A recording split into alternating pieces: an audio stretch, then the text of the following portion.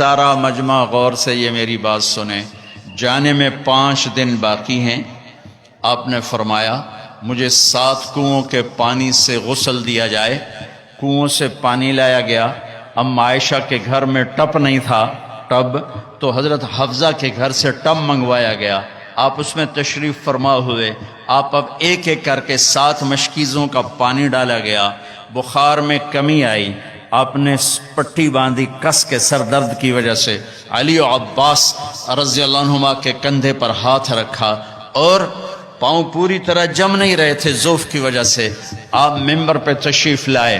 اب سننا اپنے نبی کی بات۔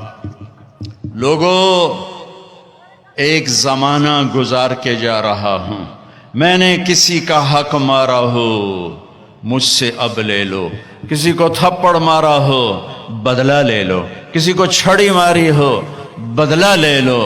قیامت کے دن میرے خلاف کوئی دعویٰ نہ کرنا۔ یہ وہ ہستی ہیں جن کی طفیل جنت ملے گی، جہنم سے نجات ملے گی، جن کی طفیل حساب کتاب شروع ہوگا، جن کی طفیل قوموں کی قومیں جنت میں جانے والی ہیں۔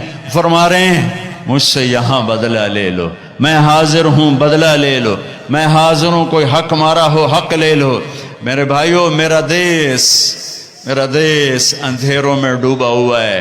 اسی دیس میں پروان چڑھ کے اس عمر تک پہنچے ہیں۔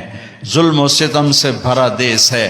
میرے دیس کا مالدار ہی ظالم نہیں، طاقتور ہی ظالم نہیں، میرے دیس کا غریب بھی ظالم ہے، ریڑھی والا بھی ظالم ہے۔ اور کائنات کی سب سے عظیم ہستی فرما رہے ہیں میں نے کسی کا حق مارا ہو تو لے لو، یہاں لے لو۔ سب رونے لگے، کوئی نہیں بولا۔ آپ اترے، ظہر کی نماز پڑھائی، اس کے بعد دوبارہ ممبر پر تشریف لائے، اور پھر فرمایا کہ میں نے کسی کا حق مارا ہو، میں نے کسی کا حق دینا ہو بولو۔ تو پھر ایک صحابی کھڑے ہوئے، کہنے لگے یا رسول اللہ آپ نے میرے 3 روپے دینے ہیں، 3 درہم۔ تو آپ نے فرمایا ہاں میں نے دینے ہوں گے، پر مجھے ذرا یاد دلا دو۔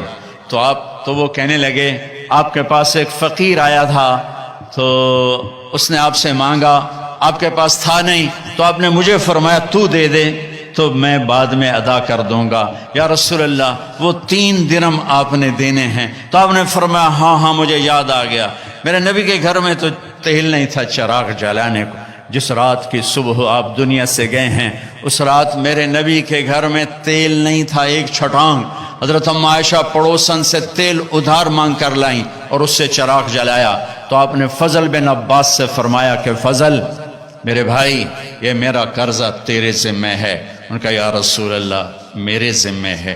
پھر آپ تشریف لے گئے، نمازوں کے لیے آتے رہے۔ جمعرات عشاء کی نماز کے لیے یہاں تک آئے، سرانے سے غش کھا کے سرانے پر گر گئے۔ پھر اٹھ کے پوچھا عشاء ہو گئی؟ کہا جی انتظار ہو رہا ہے۔ پھر آپ اڑنے لگے، پھر چکر آیا، پھر سرانے پر سر رکھ دیا۔